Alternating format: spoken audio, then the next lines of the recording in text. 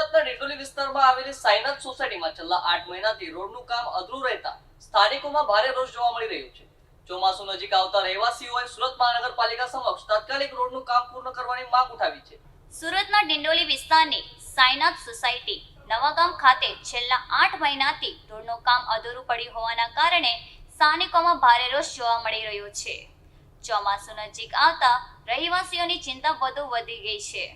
સ્થાનિકોના જણાવ્યા મુજબ રોડનું કામ શરૂ થયા બાદ લાંબા સમયથી કોઈ પ્રગતિ જોવા મળી નથી, જેના કારણે રોજિંદા અવરજવર કરતા લોકોને ભારે મુશ્કેલીઓનો સામનો કરવો પડી રહ્યો છે.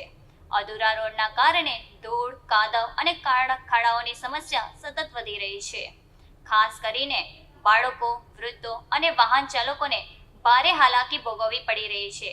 રહેવાસીઓનું કહેવું છે કે અનેક વખત સંબંધિત વિભાગમાં રજૂઆત કરવા છતાંય સમસ્યાનો કોઈ કાયમી ઉકેલ આવ્યો નથી.